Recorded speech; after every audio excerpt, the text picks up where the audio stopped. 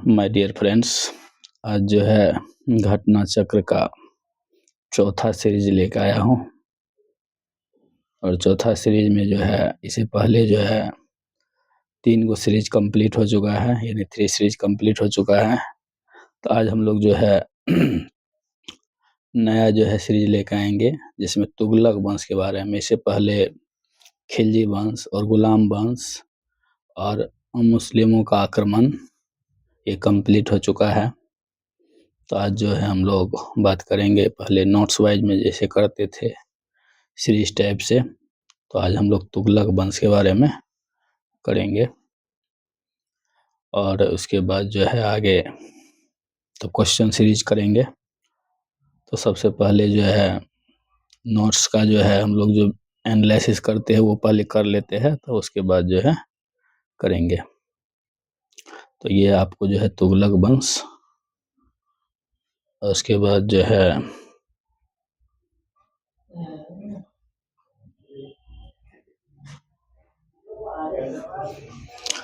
तो अब जो है तुगलक वंश में जो है पहला जो है अलाउद्दीन के सेनापति में गयासुद्दीन तुगलक या गाजी मलिक तुगलक वंश के प्रथम शासक था। उसने तुगलक वंश की स्थापना की। उसकी माता हिंदू जाट महिला थी, यानी गयासुद्दीन तुगलक की हिंदू महिला जाट थी, तथा पिता करोना तुर्क था। यानी माता हिंदू जाट थी, पिता करोना तुर्क था, जो बलबन का दास था। बलबन जो है गुलाम वंश में जो हम लोग पढ़े थे, लहलो और रक्त नीति के बारे में, जिसके बारे में चर्चा किए थे, उसके समय में दास थे। गयासुद्दीन तुगलक अलाउद्दीन खिलजी के शासनकाल में कई महत्वपूर्ण अभियानों का अध्यक्ष था, तथा उसे दीपालपुर का राज्यपाल नियुक्त किया गया था। 29 अवसरों पर उसने मंगोलों के विरुद्ध युद्ध किया, उन्हें भारत से बाहर खदेड़ा। इसीलिए वह मलिक उल गाजी के नाम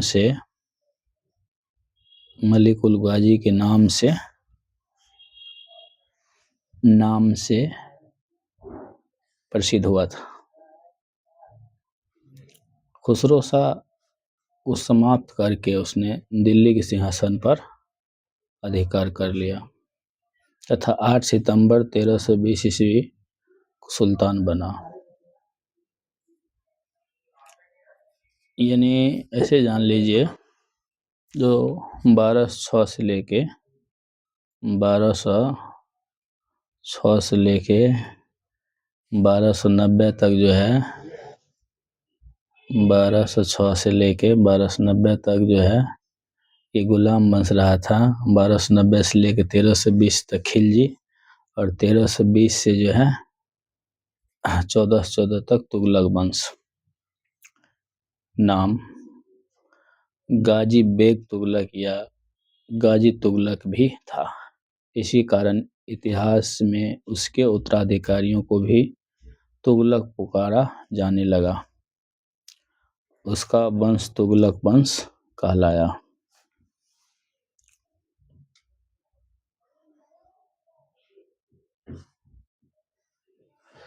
गयासुद्दीन तुगलक के समय में लगान किसानों से पहले की तरह पैदावार का 1/5 ये से 1/3 भाग वसूल किया जाने लगा।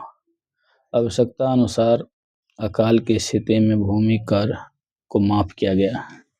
राजस्व वसूली में सरकारी कर्मचारियों को हिस्सा न देकर मुक्त जागीरें दी गई। गयासुद्दीन तुगलक के समय के नस्ल एवं बटाई की प्रथा प्रचलन में रही।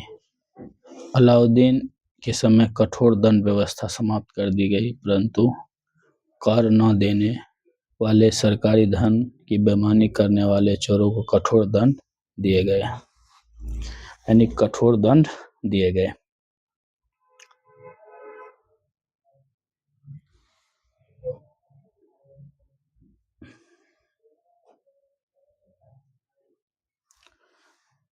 बरनी के अनुसार तुगलक शाह के न्याय से भेड़ियों को भी इस बात का साहस नहीं होता था वह किसी भेड़ की ओर देखे। दिल्ली सल्तनत के सभी सुल्तान मोहम्मद बिन तुगलक 1325 से 1351 सर्वाधिक विद्वान एवं शिक्षित शासक था। वह खगोल शास्त्र, गणित एवं आयुर्विज्ञान सहित अनेक विद्याओं में निपुण था।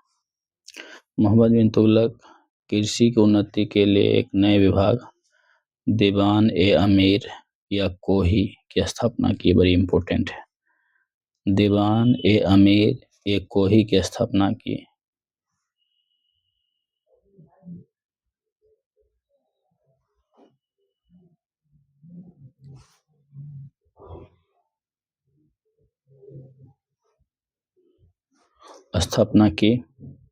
इसी विभाग का मुख्य कार्य कृषकों को प्रत्यक्ष सहायता देकर अधिक भूमि कृषि कार्य के अधीन लाना था। 60 वर्ग मील की भूमि के एक लंबा सा टुकड़ा इस कार्य के लिए चुना गया। भूमि पर कृषि सुधार किए गए और फसल चक्र के अनुरूप हेरफेर के साथ विभिन्न फसलों की खेती की गई। मोहम्मद तुगलक के प्रयोगों में से एक सबसे महत्वपूर्ण था राजधानी दिल्ली से दौलताबाद देवगिरी ले जाना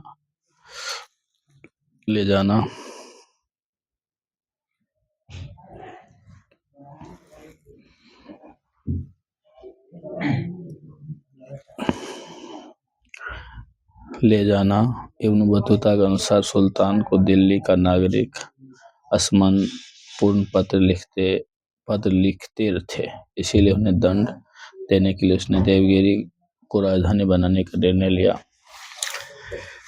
डॉक्टर के निजामी के अनुसार सुल्तान कुतुबुद्दीन मुबारक खिलजी ने देवगिरी के नाम कुतुबाबाद रखा तथा मोहम्मद तुगलक ने दौलताबाद देवगिरी को कुब्बत उल इस्लाम भी कहा गया।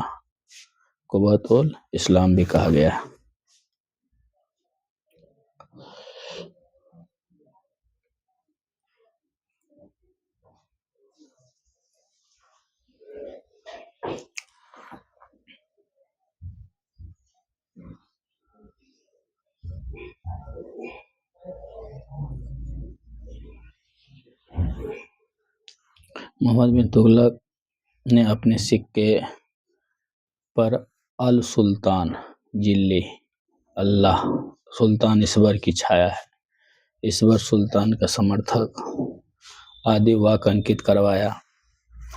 मोहम्मद बिन तुगलक के द्वारा जारी स्वर्ण सिक्के को इब्न बतूता द्वारा दीनार की संज्ञा दी गई थी। बरनी मोहम्मद बिन तुगलक की 5 मुख्य योजना का विशेष रूप उल्लेख करता है। 1 नंबर में दोआब में कर वृद्धि, यानी जमीन जो है इसमें टैक्स बढ़ा दिया था। 2 नदियों के बीच का भूमि को दोआब बोला जाता है। दूसरा था देवगिरी राजधानी बनाना। देवगिरी को राजधानी बनाया जिसमें इसके दिमाग में था जो बाहरी आक्रमण नहीं हो और दक्षिण राज्य में शासन किया जाए। इसका ही मिशन असफल हुआ। सांकेतिक मुद्रा, ये तीसरा हो सांकेतिक मुद्रा करना। चौथा खुरासन पर आक्रमण। 5वां कारचिल अभियान।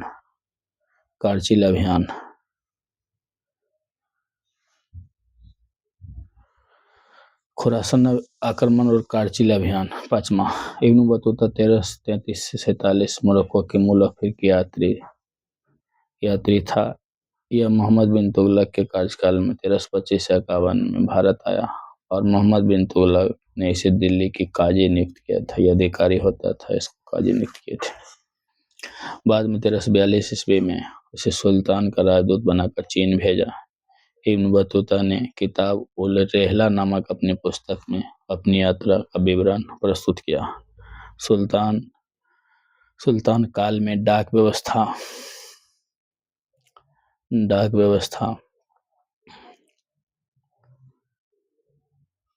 व्यवस्था विस्तृत विवरण इब्न बतूता के यात्रा वृत्तांत द्वारा प्राप्त होता है।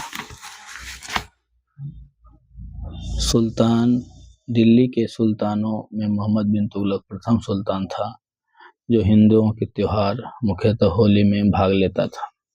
उसने गैर तुर्कों और भारतीय मुसलमान को भी सरकारी पदों नियुक्त किया था, जिसके कारण बर ने उसे कटु आलोचना की और ऐसे व्यक्तियों को छिछोरा, माली, जुल्हा, नाई, रसोइया आदि कहा।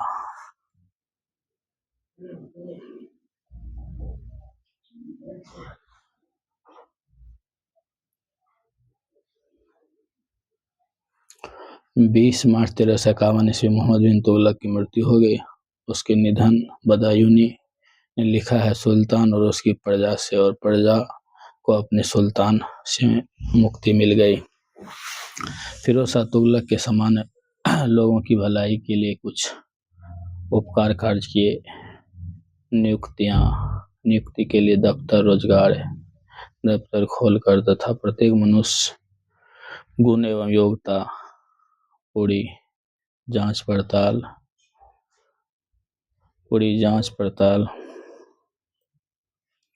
पड़ताल के बाद यथासंभव अधिक से अधिक लोगों को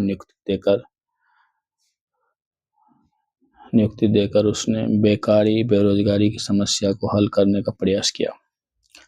फिरोज शाह तुगलक संतों एवं धार्मिक व्यक्तियों को जागीर एवं संपत्ति दान करता था। उसने एक विभाग दीवान ए खैरात स्थापित किया जो गरीब मुसलमानों, अनाथ स्त्रियों एवं विधवाओं की आर्थिक सहायता देता था।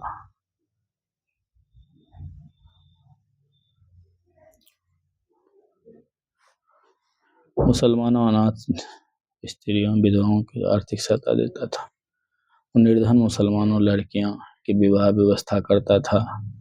राज्य के खर्च पर हज व्यवस्था करने वाले पहला भारतीय शासक फिरोज तुगलक था। उसने दारुल सफा नामक एक खैराती अस्पताल का स्थापना भी की। उसमें कुशल हकीम रखे। फिरोज शाह तुगलक को दासों का बहुत शौक था। उसने दासों की संख्या 1,80,000 तक पहुंच गई थी। यानी सबसे ज्यादा फिरोज शाह तुगलक के शासनकाल में दासों की संख्या में वृद्धि हुई थी। 1,80,000।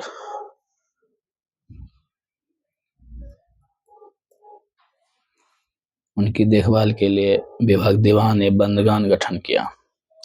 सल्तनत काल सर्वप्रथम फिरोज शाह तुगलक ने ही लोक निर्माण विभाग की स्थापना की थी। कहा जाता है फिरोज ने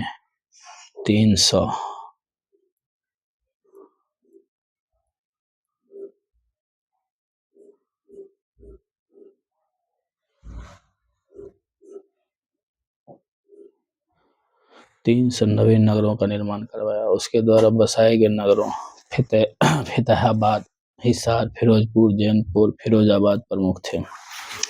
फरिश्ता के अनुसार फिरोज ने 40 मस्जिदों, 30 विद्यालय, 20 महल, 1 सराय, 200 नगर, 100 अस्पताल, 5 मकबरे, 1 सर्वानी स्नान गृह, 10 स्तंभ, 150 पुल निर्माण कराया था। अपने बंगाल अभियान के दौरान उसके एक दला नया नाम आजादपुर हुआ।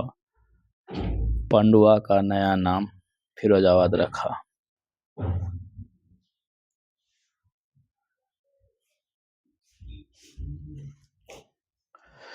उसके राज्य की मुख्य वास्तुकार मालिक गाजी शाहना था। प्रत्येक भवन की योजना उसके व्यय के अनुमान के साथ दीवान ए विजारत के सम्मुख रखा जाता था। तभी उस पर धन स्वीकार किया जा सकता था। फिरोज तुगलक के शासन काल भारत में नहरों के सबसे बड़े जाल का निर्माण करने के कारण प्रसिद्ध रहा। सिंचाई सुविधा के लिए उसने 5 बड़ी नहरों निर्माण करवाया।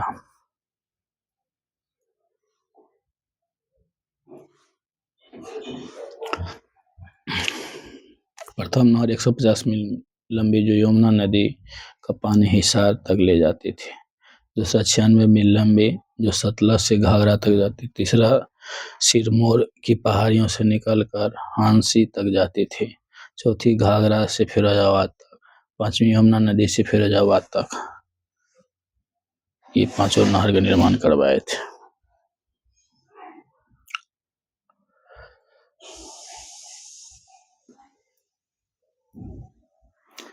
फिरोज तुगलक ने सिंचाई और यात्रियों की सुविधा 150 कुएं खुदवाए। फरिश्ता के अनुसार फिरोज ने सिंचाई की सुविधा के लिए विभिन्न स्थानों पर 50 बांधों और 30 झीलों अथवा जल को संग्रह करने के लिए तालाबों का निर्माण करवाया। फिरोज तुगलक उलेमा वर्ग की स्वीकृति के पश्चात हक ए सब्र नामक सिंचाई कर लगाने वाला दिल्ली का प्रथम सुल्तान था। उन किसानों को जो भी सिंचाई के लिए शाही नहरों का निर्माण प्रयोग में लाते थे, अपना पैदावार 1/10 भाग सरकार को देना पड़ता था।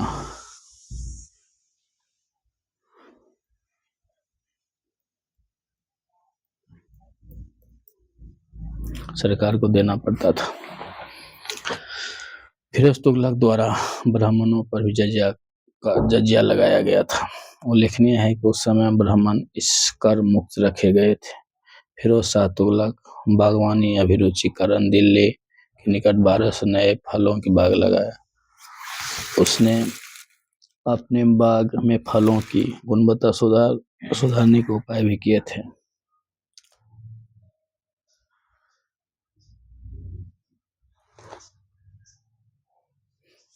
फिरोज शाह तुगलक द्वारा अशोक के 2 स्तंभों मेरठ, टोपरा, अम्बला जिले दिल्ली में लाया गया था।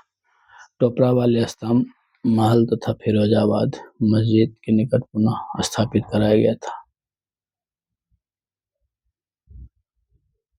मेरठ वाले स्तंभ को दिल्ली के वर्तमान बड़ा हिंदू राव अस्पताल के निकट एक टीले कस के शिकार या आखेट स्थान पर पुनः स्थापित कराया गया।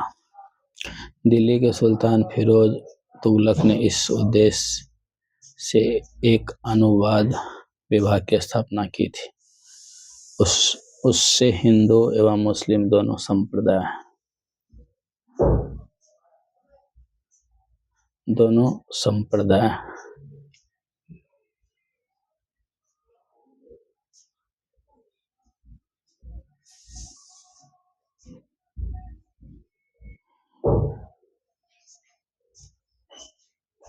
दोनों संप्रदाय के लिए लोगों के एक दूसरे विचारों समझ बेहतर हो सके, उसने कुछ संस्कृत ग्रंथों में फारसी अनुवाद करवाया।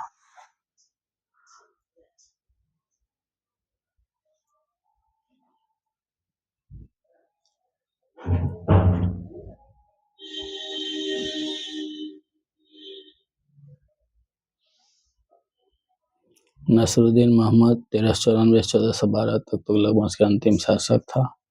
इसके शासनकाल में ख्वाजा जहां जौनपुर के स्वतंत्र राज्य की स्थापना की। पंजाब का सूबेदार खिजर खां स्वतंत्र होकर दिल्ली प्राप्त करने के लिए प्रयत्न करने लगे। फिरोज के एक अन्य पुत्र नुसरत शाह ने नसरुद्दीन को चुनौती दी। फलस्वरूप तुगलक वंश 2 भागों में विभाजित हो गया और दोनों शासक एक ही साथ दिल्ली छोटे राज्य पर शासन किया।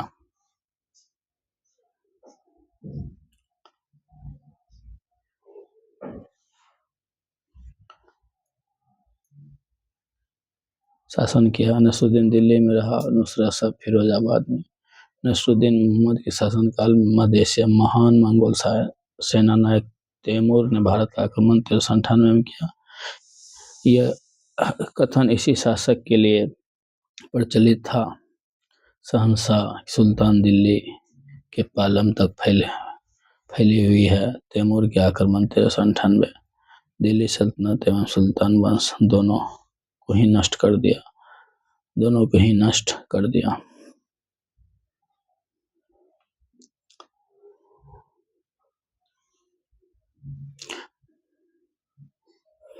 1412 ईस्वी में नसरुद्दीन मोहम्मद की मृत्यु के साथ तुगलक वंश का अंत हो गया। 1413 में सरदार दौलत खां को दिल्ली सुल्तान चुना, परंतु उसे खिजर खां ने पराजित कर दिया। वह तैमूर द्वारा नियुक्त लाहौर सूबेदार था और तैमूर आक्रमण के बाद 1414 ईस्वी में इसने दिल्ली पर अधिकार करके नए वंश सैयद वंश की नींव डाली। अब देखिए हमारा नोट्स का एनालिसिस खत्म हो गया है। उसके बाद हम लोग जो है क्वेश्चन पर आएंगे। क्वेश्चन पहला नंबर क्वेश्चन है,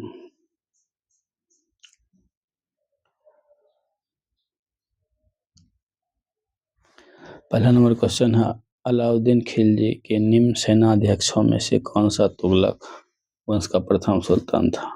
यहाँ हो जाएगा गाजी मलिक। इसका एनालिसिस भी दिया गया है, जो कि देख लेते हैं। अलाउद्दीन सेनापति गयासुद्दीन तुगलक या गाजी मलिक वंश का प्रथम शासक था। उसने तुगलक वंश की स्थापना की। गयासुद्दीन तुगलक अलाउद्दीन खिलजी के शासनकाल में कई महत्वपूर्ण अभियान के अध्यक्ष था। उसने दीपालपुर का राज्यपाल नियुक्त किया गया था। 29 अवसरों पर मंगलों के विरुद्ध युद्ध किया था। उन्हें भारत से बाहर खेदारा इसीलिए मलिक उल गाजी के नाम से प्रसिद्ध हुआ।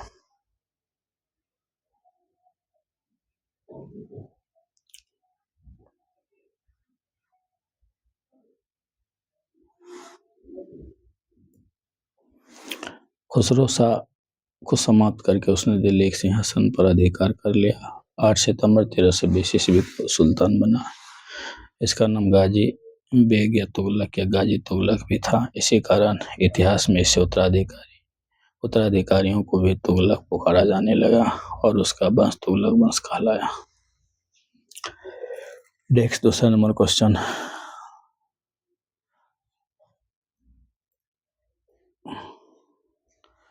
गाजी मलिक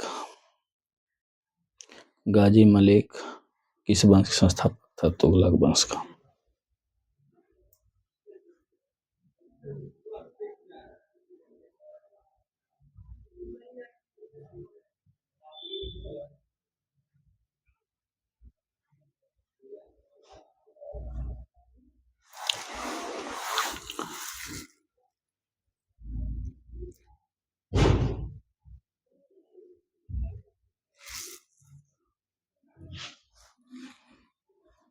किस कृषि को समुन्नत करने के लिए नहर खुदवाने के संदर्भ में 13वीं शताब्दी निम्नलिखित में से पहला शासक होने के श्रेय किसे दिया जाता है? गयासुद्दीन तुगलक को।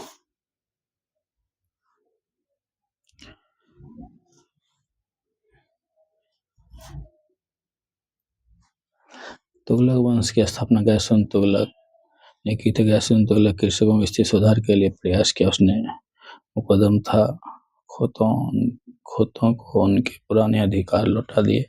गयासुद्दीन लगान निश्चित करने में बटाई का प्रयोग फिर प्रारंभ कर दिया। ऋणों की वसूली को बंद करवा दिया। भू राजस्व की दर 1/3 कर दिया तथा सिंचाई के लिए नहर निर्माण करवाए। तो नहर निर्माण गयासुद्दीन पहला शासक था।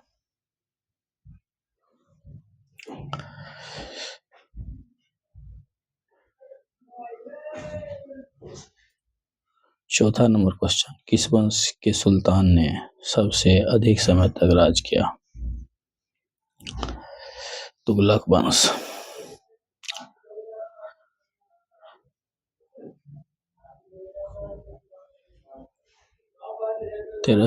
तेरह सौ 20 से लेकर 1414 तक तुगलक वंश किया था।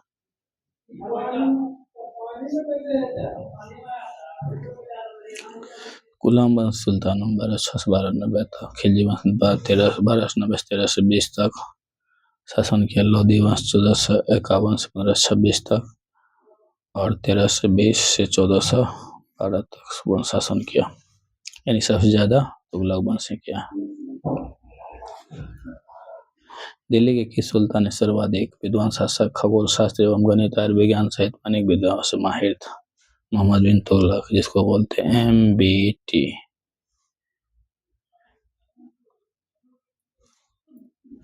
दिल्ली सल्तनत के सभी सुल्तानों मोहम्मद बिन तुगलक 1325 से 1351 सर्वाधिक विद्वान शिक्षित शासक था। खगोल शास्त्र एवं गणित विज्ञान सहित अनेक विद्याओं में निपुण थे।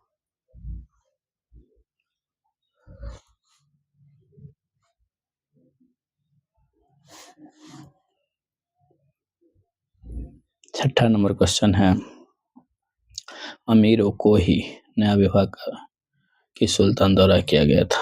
ये नहीं होगा, ये नहीं होगा। उसके बाद एमबीटी होगा, एमबीटी। एमबीटी का मतलब मोहम्मद बिन तुगलक।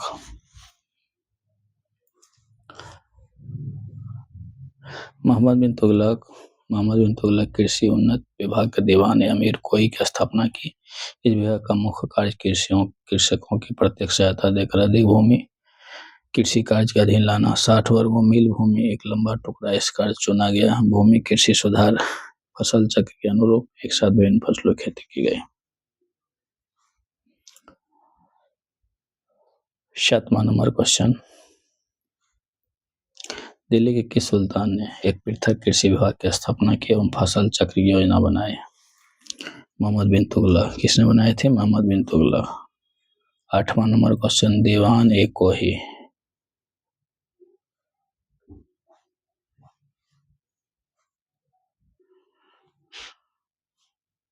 दीवान ए कोही कौन बनाया था? मोहम्मद तुगलक।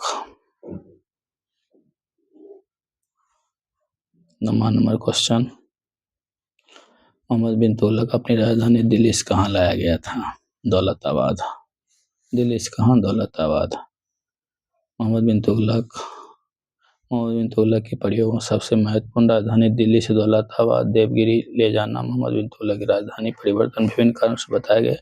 वर्णी के अनुसार साम्राज्य केंद्र में होने के कारण देवगिरी राजधानी बनाया गया था।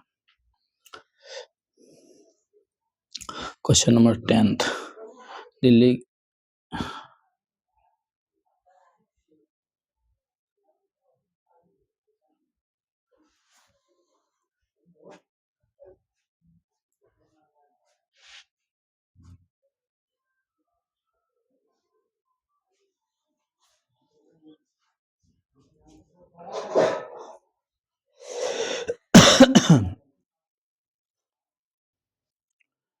दिल्ली से दौलताबाद राजधानी स्थानांतरण की आदेश दिया गया था। इसके द्वारा दिया गया था, इसमें तो नहीं होगा ये।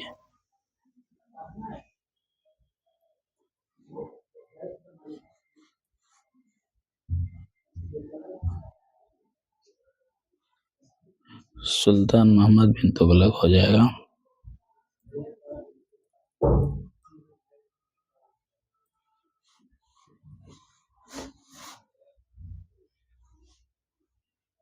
भारत की सर्वप्रथम सांकेतिक मुद्रा का प्रचलन किसने किया?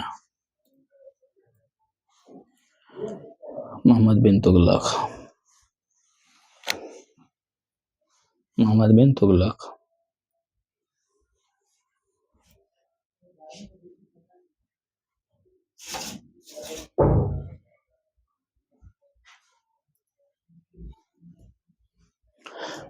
मोहम्मद बिन तुगलक ने अपने समय विभिन्न प्रकार के सिक्के चलाए और उन सभी उचित मूल्य निश्चित किया, परंतु सांकेतिक मुद्रा प्रचलन उसकी एक विशेषता रही। बर्नी के अनुसार खजाने में चांदी की कमी साम्राज्य विस्तार की नीति का रूप परिणत करने की वजह से मोहम्मद बिन तुगलक से मुद्रा चलानी पड़ी। केरावत खां उस समय सांकेतिक मुद्रा चलाई गई थी।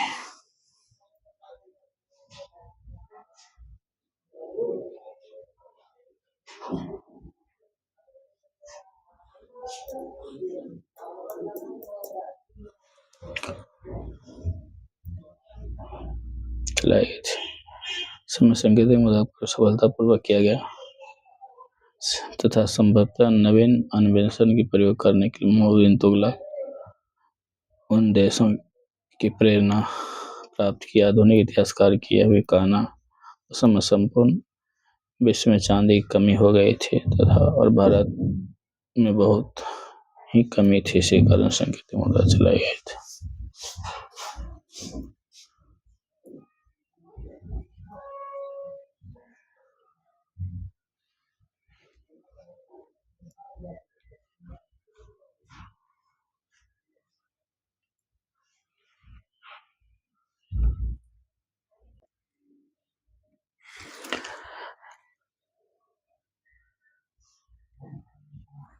निम्नलिखित में से कौन सा पहला सुल्तान जिसने भारत में सांकेतिक मुद्रा प्रचलन किया?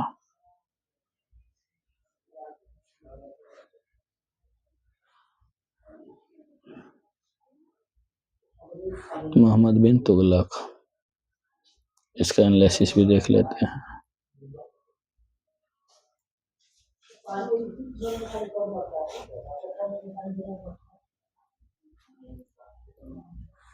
मोहम्मद बिन तुगलक शासनकाल में क्रांतिकारी योजना के लिए जाना जाता है, जिसमें उसकी प्रमुख योजना मुद्रा व्यवस्था से संबंधित था।